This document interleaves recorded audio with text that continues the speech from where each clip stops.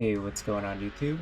Today I'm going to be going over and showcasing my 12-link Blade Vortex Map Destroyer build that was inspired by a few Pee-wee Ninja profiles that I saw, as well as Sushi's original idea for the build. So at the current moment, my build is dealing 108 million DPS, and it's dealing 116 million DPS when I have max rampage kills. It's got insanely high clear potential, clear speed, and movement speed, allowing you to rip through maps very quickly, which is why I am in love with this build. The explosions are really cool, they're screen wide, you can really feel the power and feel the clear speed in this build. Not only that, but it's paired with some pretty intense defenses for a Blade Vortex build. This is probably the best I've seen the defenses get for Blade Vortex, so with that being said, we're going to get right on into it.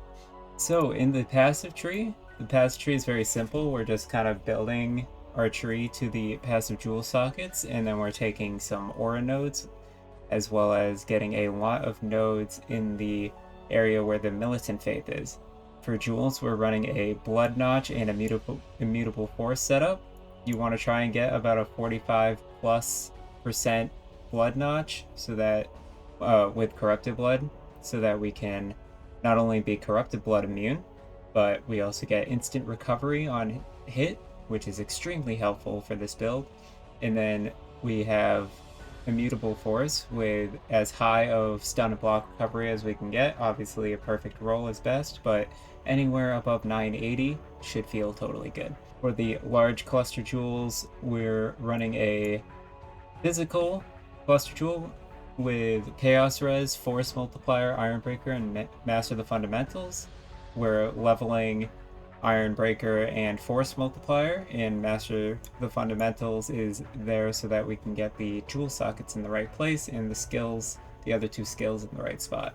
For our medium cluster jewels on that large cluster, we have +5 to strength with Empowered Envoy and Purposeful Harbinger. This build is extremely dependent on its heralds, so we want to buff the heralds in our medium clusters. On the other cluster jewel, we have Strength again with Empowered Envoy and Purposeful Harbinger. This one also has lightning resistance, but majorly we need our strength in the medium cluster jewels because we are extremely strength hungry in this build.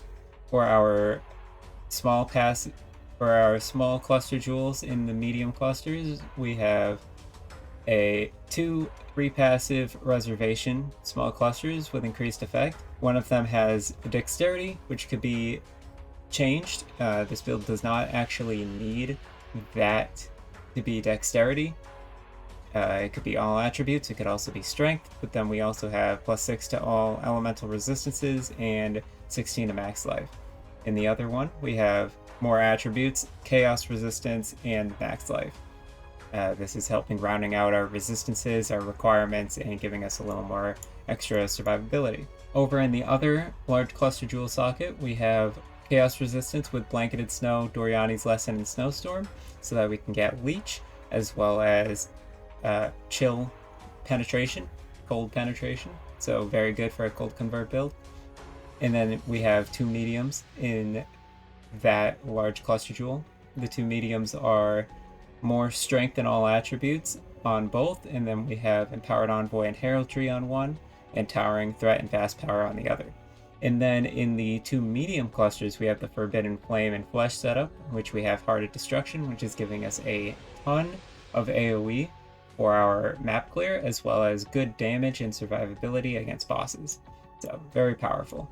We're also running a Watcher's Eye in this build. The Watcher's Eye that I have is Crit Strike Multi with Precision, as well as Crit Strike Pen with Zealotry and Pen with Hatred. The two most important mods on this Watcher's Eye are the penetration mods. The Crit Strike Multiplier, while affected by Precision, is interchangeable, and I'll go over how the skills will change if that's the case. And then lastly, for jewels, we're running a Militant Faith. I'm running one with increased area damage and non-curse aura effect that has only devotion effect in the area, and then it allows us to get inner conviction as well on the tree. So if we move on to skills, starting with our body armor, we have a 6 link with Awakened, Enlightened 5 inside of it. We have our 2 Herald setups, and then we have Determination, Vitality, and Zealotry. So basically this is an aura setup on our body armor. Our Zealotry is anomalous, our Determination is divergent, although regular Determination works pretty much just the same. And then we have a divergent vitality. In our first weapon, we have Valblade Vortex, as well as a level 5 Awaken in Power and 2120 Hypothermia, divergent. In our other weapon, we have Inspiration with Power Charge on Critical and Unleash. I'll go over why there's only support gems in the weapon in a moment. In our helmet, we have an Enlightened 4 with Herald Device, Hatred, and Defiance Banner. This is our last Herald. Hatred and Defiance Banner are just good auras. I'll go over why these ones are specifically in the helmet and not in the chest piece when we get to the gear. In our gloves, we have Shield Charge, Molten Shell, Cast when Damage Taken, and Righteous Fire, divergent. Cast when Damage Taken, I have Anomalous, although you can go with a regular one as well as a divergent one, which they all have good benefits to them. I prefer the Anomalous version so that the Molten Shell lasts a little longer. So yeah. In the boots, we have a level 1 Anomalous Precision. I have it just for the Watcher's Eye. If you don't have the Watcher's Eye mod for precision, for any kind of precision-based Watcher's Eye mod, you can change this for just about anything else. It could be, I think people like to run Assassin's Mark in the spot, but my build doesn't have room for 2 curses. Since in our Ascendancies, we are actually running Profane Bloom instead of the extra curse. This gives us Extreme Explode, and there's a reason why I'm doing Explode here instead of the chest piece. So again, I'll go over that in the gear. So I'm running Precision. Clarity is another good option. If you have a Watcher's Eye with a Clarity mod on it, you could go for that. Basically any kind of like level 1 aura that you can think of that like doesn't take up too much mana can go in this spot. Alternatively, you could put Flame Dash or Frostblink. I suggest using Frostblink in this spot, which pairs well with the other 3 links in this boot, which is Bone Chill, Unbound Ailments, and Vortex. So Frostblink is great here. Especially if you're not into shield charge or you want to have a second movement skill apart from shield charge so you can go up and down cliffs. That is something that you can do. So moving on to gear. For the weapons, we are running Sushi's free to mirror 12 link Blade Vortex wand. This wand is perfect for the build. It does everything we want it to do. It's got the right tree. With Rampage, etc., etc. Yeah, this is the hands down best wand you can get for the 12 link version of this build. So and it's free to mirror, there's no fee. So I highly suggest going and taking a look at Sushi's channel and think about mirroring this wand. It's definitely worth it. For the shield, we're running a Squire Elegant Round Shield. Mine is double corrupted with a pretty nice tree. The only thing you actually need in the Squire is the 100% chance to avoid being shocked. Apart from that, everything else is just kind of icing on the cake. Best in slot would be avoid being shocked in 3rd node, and then avoid being ignited in 4th node. I have immune to exposure, which is still good, but definitely not best in slot. Since we don't have room for a Storm Shroud, we're actually only using this for the shock immunity. But of course, if we could get shock and ignite immunity, it would be huge. For our helmet, we're running a Heat Shiver. The important corruption on the Heat Shiver is Reservation Multiplier. Of course, you would also want max power charge alongside it, but really to make the build work, you do need the 90% cost of Reservation Multiplier, but that's it. Mine has increased effective cold ailments. When I was double corrupting these, this was the best corruption I got. I couldn't get the max power plus reservation. I might try for it again soon. Also, the enchantment that I have currently is Blade Vortex Area of Effect, although the best enchantment you can get is Blade Vortex Duration, and this is just because I've been running my own labs and I haven't found it yet. So for the body armor, we're going for quality over quantity in the fact that since we're not running Assassin's Mark in this build, because Assassin's Mark is a hard cast and only used really for bossing, I don't like using it, and therefore I'm only applying one curse, and since I'm only applying one curse, I can use Profane Bloom in the passive tree, and then I can craft a Grasping Mail as my body armor instead of using a Val Regalia, or, sorry, not a Val Regalia, a Sacrificial Garb. My Grasping Mail has Fractured Increased Global Defenses with +1 Socketed Strength and Int gems, and Fizz Reduction, as well as a bunch of max life. For the implicits, we have Increased Aura Effect Hatred. At the time of crafting this, the cost of Exceptional Eldritch Ichor was, well, exceptional, we'll say. So I went for Grands, and then we have a perfect tier non-curse auras from your skills Searing implicit. You get the 20% increased aura effect. And then I have explicit defense modifier magnitudes from the tailoring orb. Of course, you can use life modifier magnitudes as well. It's kind of up to you. You can also just not have it. It's not a huge deal. It's only 4% increased global defenses. Although, you know, that is it is enough to warrant the cost. It is definitely worth it. Also, I want to point out that you can go for just socketed int gems and not have socketed strength gems, or vice versa. You can do socketed strength but not socketed int, and mix and match your gems so that it fits. That's the reason my dex gems are in my helmet.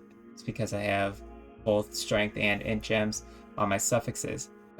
If you do only hit one of the gem suffixes, I suggest going for either a resistance in this so that you can get onslaught on your boots, or you could go for some kind of other defensive effect that you think could be worth it. But yeah, based on how I have this build set up, I think this is the best in slot for it.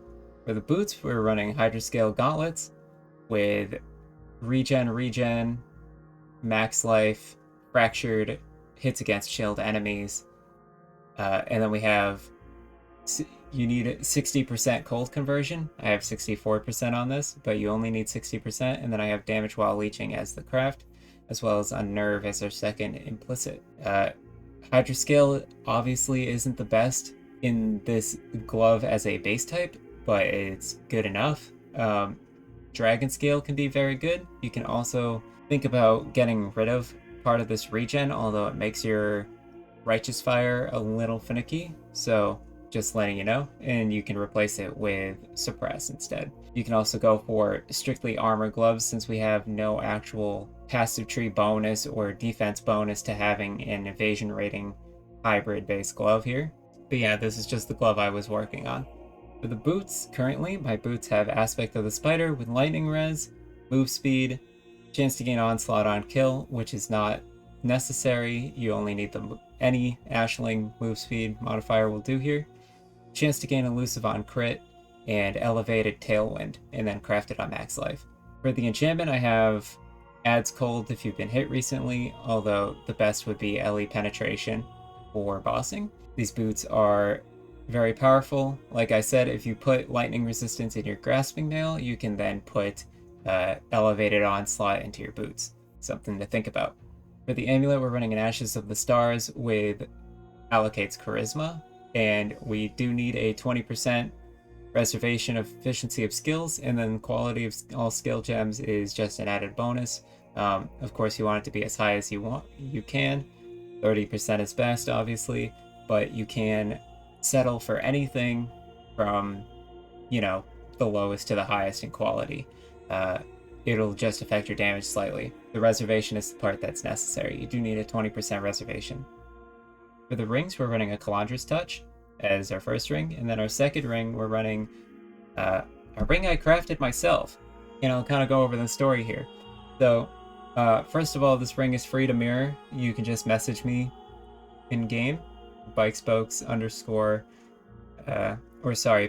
ARPG _ kingless, if you want to mirror the ring, free of charge.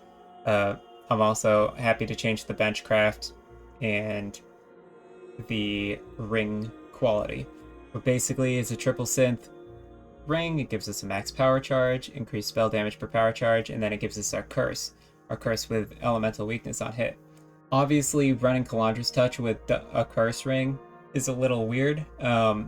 It's simply because I can't afford to mirror another ring yet, but obviously you would want basically the same ring, but then have crit multi replaced with elemental weakness as your other ring.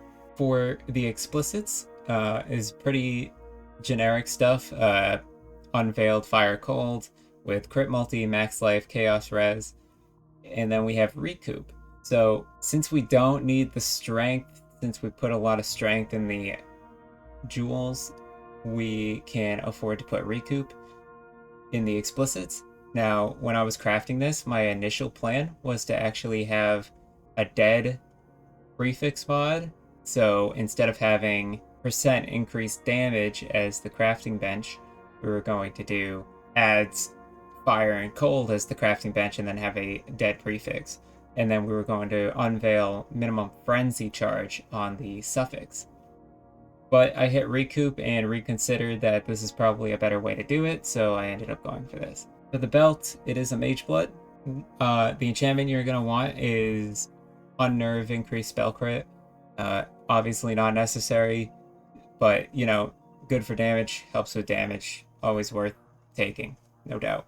And then we have, for our flask setup, we have a granite flask, quicksilver flask, sulfur flask, and silver flask with regen life per second, increased movement speed, reduced mana cost, and additional elemental resistances. And that's kind of our flask setup. And then, yeah, Progenesis, because Progenesis is overpowered. And if we go into the configuration and we turn on Unnerve, we put on 1,000 rampage kills, our build can reach up to about 129 million DPS if everything is turned on and active. Obviously, that's never going to happen. Most things die to your explode anyways. The blade vortex is just to trigger a chain. So really anything around 100 mil is fine. And honestly, on average, this build is actually probably only dealing about 80 to 90 mil. But yeah, this is max damage 129 million. That might not sound like a lot, but this build prioritizes speed over damage. So it's all about clearing fast. And so if you want a fast clear build, this is the build for you. Like I said, you can hit me up if you want to mirror the ring. It's free of charge. All you need to do is provide me a mirror so I can copy it, and we'll be good to go. And then the wand is also free to mirror, but it is Sushi's wand, so you'll have to go through him to get the wand. But yes, also free of charge. It's in the Sushi's free mirror shop. So yeah, be sure to go over there and get the wand if you are looking into making this build. And yeah, I hope you guys enjoyed this little build showcase that I made today.